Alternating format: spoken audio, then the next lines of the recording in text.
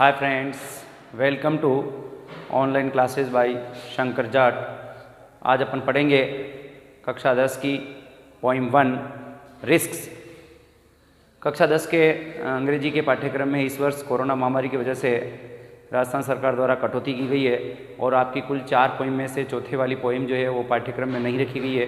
3 poem आपके पाठ्यक्रम में है और उसमें सबसे पहली पोइम है अपनी रिस्क्स। तो पोइम नंबर 1 रिस्क्स और इसके जो पोइट है जेनेट रेन। पहली पोइम जेनेट रेन ने लिखी है जो अपने पाठ्यक्रम में है। परीक्षा में जनरली पोइम से संबंधित 2 तरह के क्वेश्चन पूछे जाते हैं। एक तो पूछा जाता है explanation with reference to the context और दूसरा उसके ऊपर डायरेक्ट क्वेश्चन आंसर पूछे जाते हैं। तो अपन इस पोइम का पहला स्टेंजा लेके अपन समझेंगे कि किस प्रकार अपन रेफरेंस टू द कॉन्टेक्स्ट के साथ एक्सप्लेनेशन लिख सकते हैं और अपन इसके ऊपर प्रश्न उत्तर भी सीखेंगे कि किस प्रकार अपन इसके ऊपर दिए गए प्रश्नों का उत्तर भी लिख सकते हैं। तो सबसे पहले इसका पहला स्टेंजा मैं आपके सामने पढ़ने जा रहा हूं।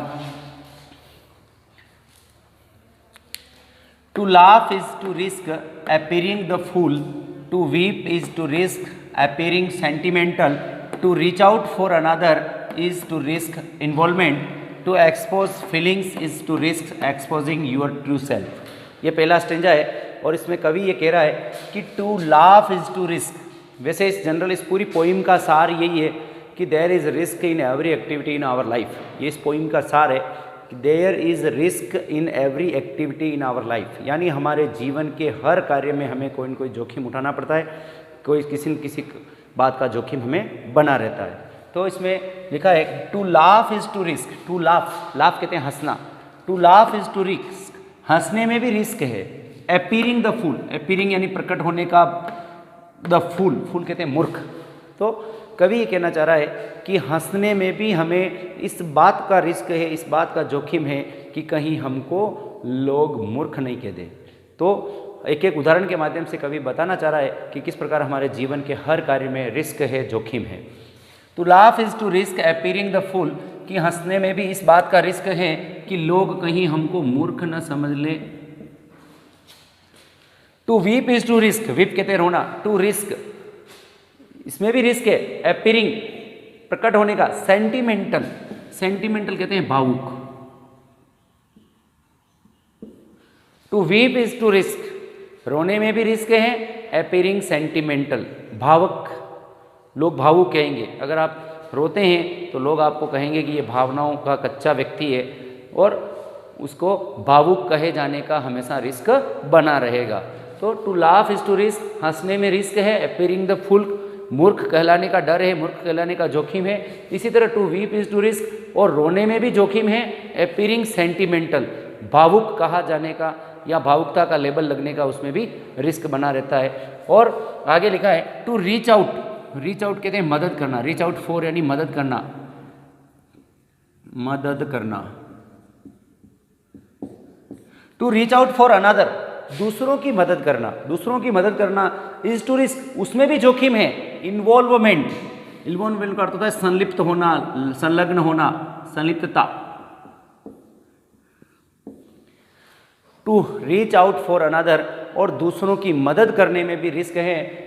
टू रिस्क इन्वॉल्वमेंट, इन्वॉल्वमेंट कहते हैं संलग्न रहने का, यानी यह व्यक्ति अगर हम किसी दूसरे की मदद करेंगे तो लोग ये कह सकते हैं कि ये सांसारिक कार्यों में संलग्न है या ये सांसारिक कार्यों में लिप्त है। तो इस प्रकार दूसरे की मदद करने में भी हमें जोखिम उठाना पड़ता है। टू एक्सपोज, एक्सपोज कहते हैं प्रकट करना, फीलिंग्स, भावनाएं। टू एक्सपोज फीलिंग्स, अपनी भावनाएं प्रकट करने में भी रिस्क है। टू रिस्क एक्सपोजिंग, प्रकट होने का। ट्रू सेल्फ, ट्रू सेल्फ कहते हैं वास्तविक, योर ट्रू सेल्फ, वास्तविक रूप,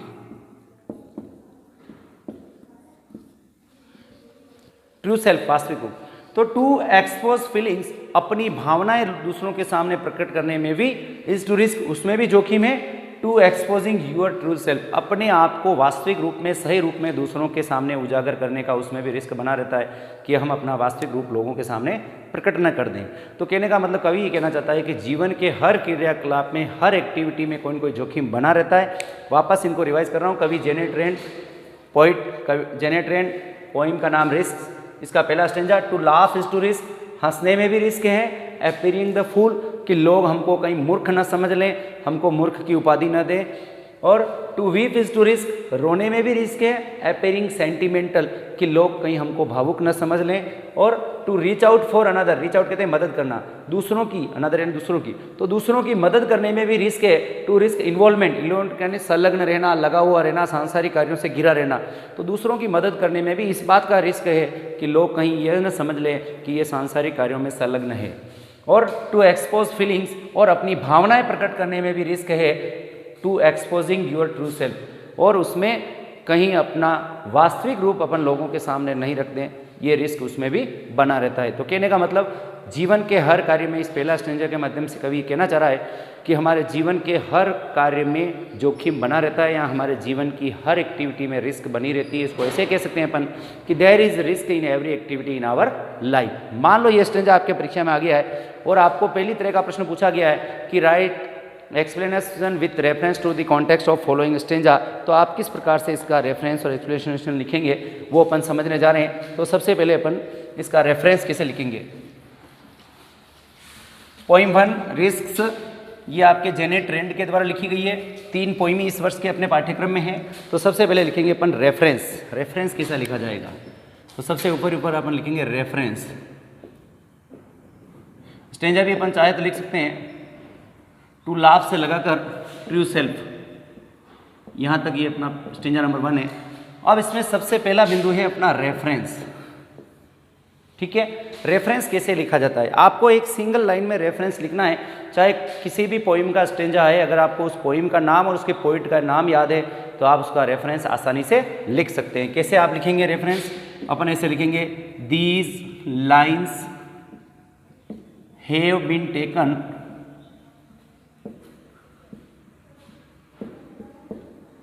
from the poem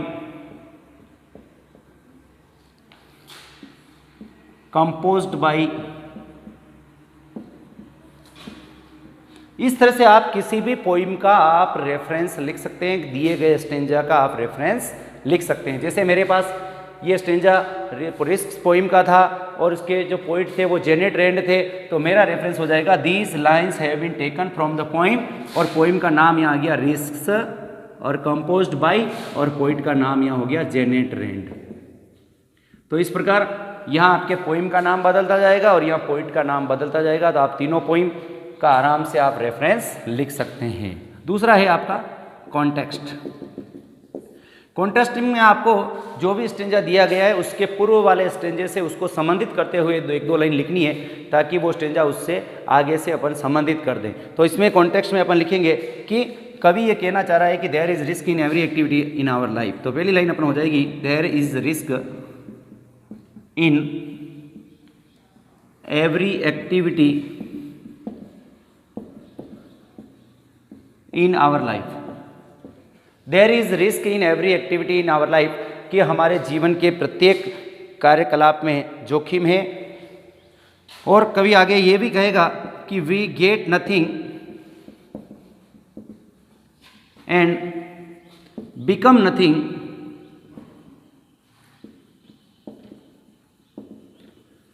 we get nothing and become nothing without taking risk, without taking risk। ये इसका कॉन्टेक्स्ट हो गया कि पोइट कह रहा है कि there is risk in every activity in our life, कि हमारे जीवन के प्रत्येक कार्य में रिस्क है, प्रत्येक कार्य में जोखिम है। वी गेट नथिंग, हम कुछ भी प्राप्त नहीं कर सकते, एंड बिकम नथिंग, कुछ भी नहीं बन सकते, विदाउट टेकिंग रिस्क, जोखिम लिए बिना हम जीवन में कुछ भी प्राप्त नहीं कर सकते हैं। अब इसका आ जाएगा एक्सप्लेनेशन, व्याख्या। इसमें आपको जो भी स्टेंजा दिया गया है उसको आपको विस्तृत में थोड़ा सा लिखना है। तो इसमें अपने जैसे to laugh is to risk, तो इसके अपन इसको बताते हुए लिख देंगे कि इन दिस लाइन्स, इन पंक्तियों में द पोइट सेज, कवि कहता है कि that there is risk in every activity in life, there is risk in every activity in our life। in these lines, इन पंक्तियों में the poet says that, कवि कहता है there is risk, रिस्क है इन एवरी एक्टिविटी, प्रत्येक कार्यकलाप में, प्रत्येक गतिविधि में, इन आवर लाइफ, हमारे जीवन में। अब स्टेंजा की पहली लाइन पे आप आ जाइए कि to laugh is to risk to appearing the fool. तो अपन कहेंगे कि इफ ए पर्सन लाफ्स, कि यदि मान लो कोई व्यक्ति हंसता है, if a person laughs, if a person laughs people call him fool,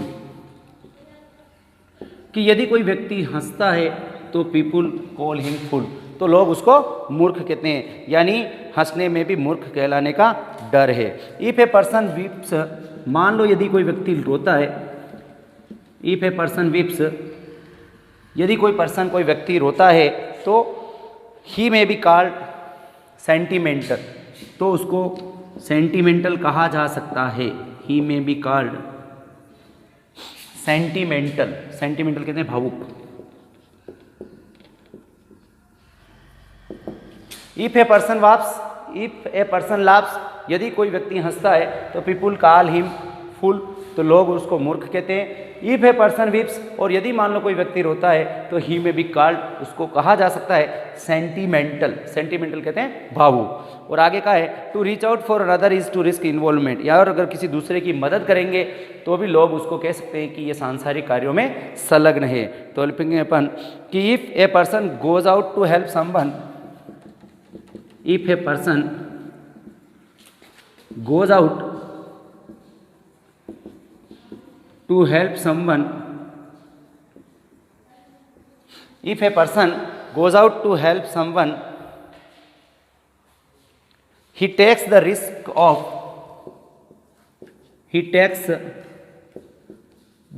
of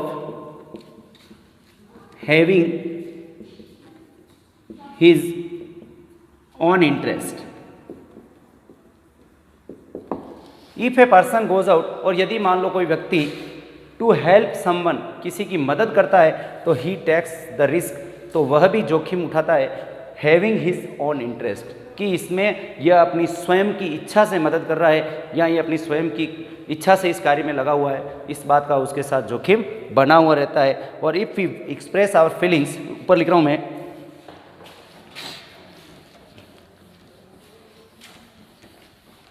last line stanza की उसका एक्सप्लेनेशन, कि if we explain our feelings, if we express our feelings,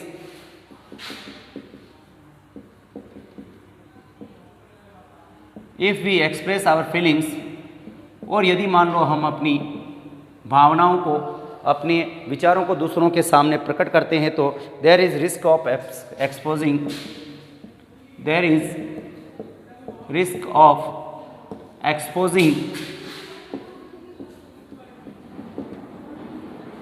there is risk of exposing our true personality।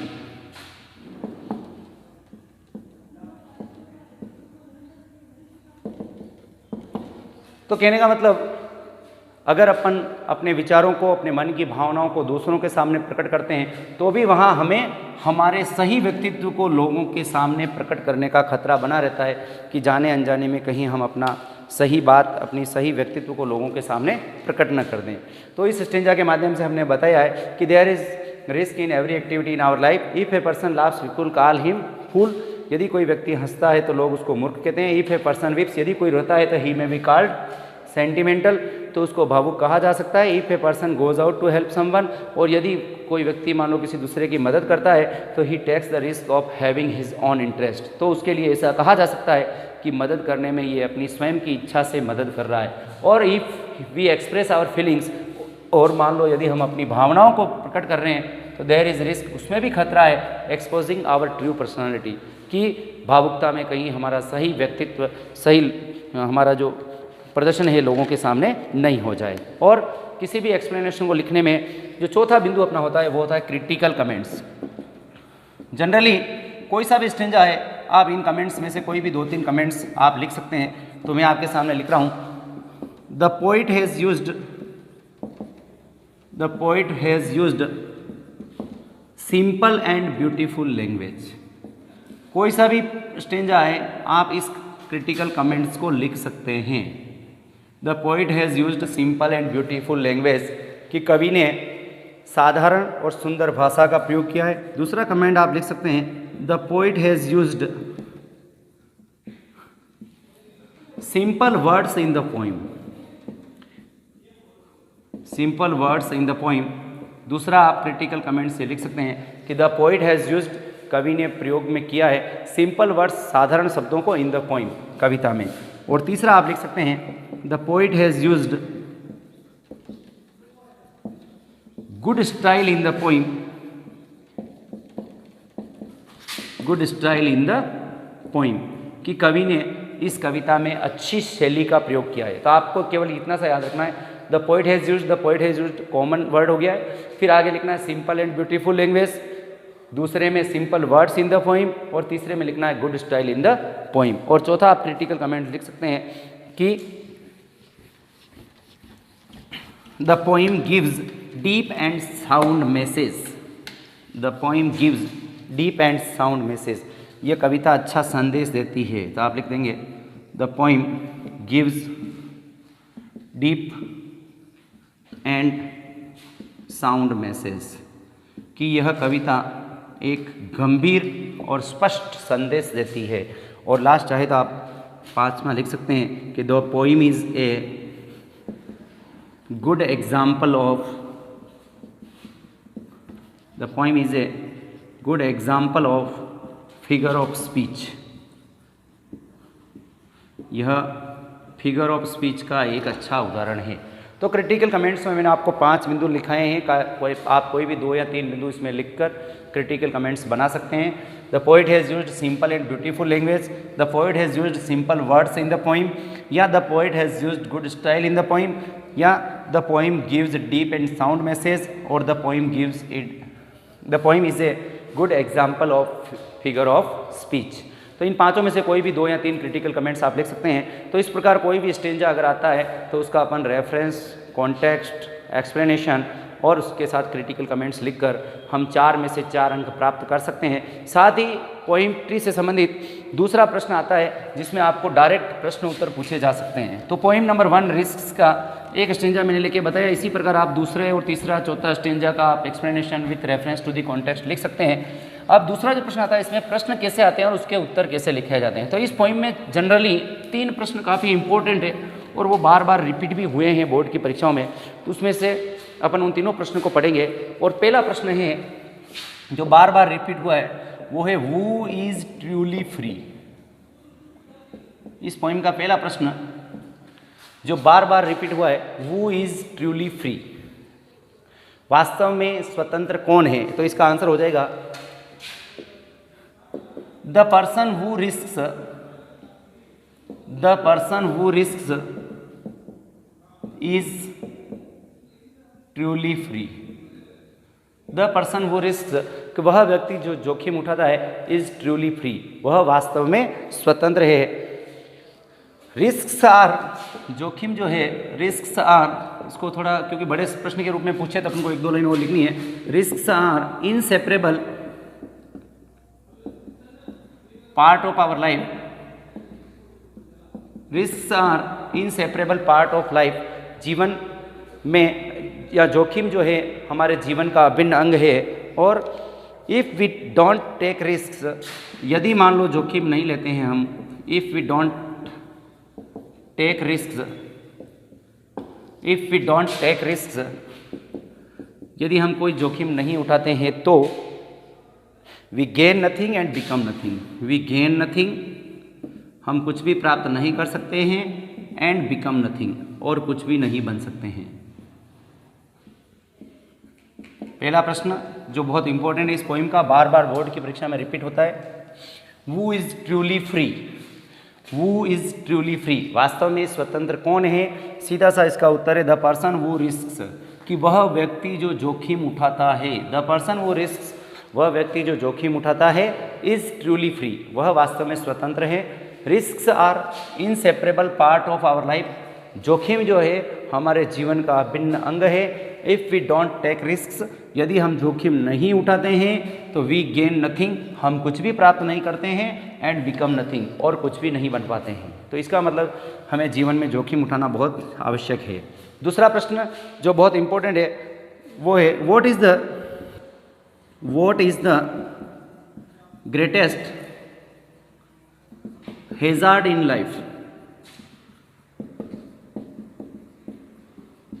hazard कहते हैं खतरा। what is the greatest hazard in life?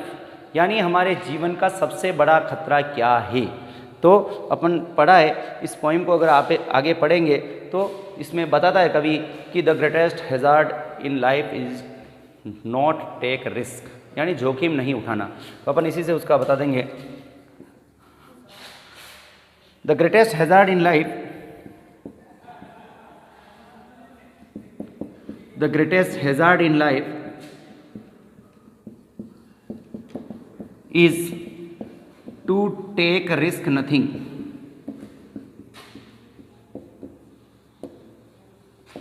ये इसका answer है, to take risk nothing. कि what is the greatest hazard in life, जीवन का सबसे बड़ा खतरा क्या है? तो the greatest hazard in life, जीवन का सबसे बड़ा खतरा इज है टू टेक रिस्क नथिंग, किसी भी बात का जोखिम नहीं उठाना, यह हमारे जीवन का सबसे बड़ा खतरा है। वेरी इंपॉर्टेंट क्वेश्चन है, परीक्षा में पूछा जाता है। और इसके एक लाइन और जोड़ देंगे कि पर्सन वो रिस्क नथिंग, ए पर्सन वो रिस्क नथिंग, वह व्यक्ति जो कोई जोखिम नहीं उठाता है। ए पर्सन वो रिस्क नथिंग, एक व्यक्ति जो कोई जोखिम नहीं उठाता है। ही gains nothings and become nothings, he gains nothing, वह कुछ भी प्राप्त नहीं करता है, एंड बिकम्स नथिंग, और वह कुछ भी बन नहीं पाता है। बिकम्स नथिंग, और वह कुछ भी नहीं बन पाता है। ए पर्सन वो रिस्क नथिंग, वह व्यक्ति जो जोखिम नहीं उठाता है। ही गेन्स नथिंग, वह कुछ भी प्राप्त नहीं कर पाता है, एंड ही बिकम्स नथिंग, और वह कुछ भी नहीं बन पाता है। His life becomes a total failure, और उसका जीवन बिल्कुल असफल हो जाता है। हिज लाइफ बिकम्स, उसका जीवन बन जाता है ए टोटल फेलियर, एक पूर्ण रूप से असफल हो जाता है। हिज लाइफ बिकम, उसका जीवन बन जाता है ए टोटल फेलियर, उसका जीवन बिल्कुल असफल हो जाता है। तो इस प्रकार ये दो प्रश्न इंपॉर्टेंट थे। और तीसरा प्रश्न, छोटा सा प्रश्न बहुत इंपॉर्टेंट है, जो परीक्षा में पूछा जाता है, इसी पॉइंट से संबंधित है, रिस्क। और इसका तीसरा प्रश्न है इंपॉर्टेंट, वो है व्हाट इज सक्सेस। बहुत इंपॉर्टेंट प्रश्न है, question number 3, what is success, what is success, सफलता क्या है। इस पोइम को अगर आप पूरा पढ़ेंगे तो अपन को ध्यान में आ जाएगा कि सफलता वास्तव में क्या है। इसमें कवि ने बिल्कुल व्यवस्थित तरीके से समझाया है। तो अपन लिखेंगे success is all about having the courage, success is all about having the courage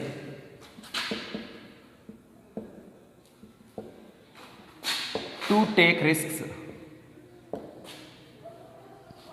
success is all about, सफलता वह है, टू हैविंग द करेज, साहस का होना, टू टेक रिस्क, किसी भी जोखिम उठाने के साहस को होना। Having the courage to take risk, जोखिम उठाने की हिम्मत होना, जोखिम उठाने के साहस का होना, ये सफलता है। What is success? तो success is all about having the courage, हिम्मत का होना, टू टेक रिस्क, जोखिम उठाने की हिम्मत का होना, यही सफलता है। और life is full of risk, जीवन जोखिम से भरा हुआ है। Life is full of risk, जीवन जोखिम से, रिस्क से भरा हुआ है। And to overcome fear, and to overcome fear, और व्यक्ति को, फियर कहते हैं डर, भय, एंड टू ओवरकम फियर, व्यक्ति को भय पर विजय प्राप्त करने के लिए, ओवरकम यानी विजय प्राप्त करने के लिए, एंड टू ओवरकम फियर, भय पर विजय प्राप्त करने के लिए, वन नीड्स करेज, किसी भी व्यक्ति को साहस की आवश्यकता होती है। तो साहस का होना ही हमारे जीवन की सबसे बड़ी सफलता है। और टू ओवरकम फियर, और भय पर विजय प्राप्त करने के लिए वन नीड्स करेज, हमें साहस की आवश्यकता होती है। तो इस प्रकार अपनी 4 पोइम में से पहली पोइम थी रिस्क्स, और इसको लिखने वाले जो कवि हैं जेनेट रेंड, और इसका पहला स्टेंजा अपने explanation with reference to the context पढ़ा है। इस प्रकार आप किसी भी स्टेंजा का explanation with reference to the context लिख सकते हैं। आप क्रिटिकल कमेंट्स भी लिख सकते हैं और किस प्रकार इसके ऊपर प्रश्न उत्तर आते हैं वो भी अपन ने मुख्य 2-3 प्रश्न अपन ने देखे हैं। तो इस प्रकार अपन किसी भी पोइट्री के दोनों तरह के क्वेश्चन को हल कर सकते हैं। अगर आपको वीडियो अच्छा लगा हो तो लाइक करें, शेयर करें, हमारे चैनल को सब्सक्राइब करें। पुनः मिलेंगे एक नए वीडियो के साथ। Thank you.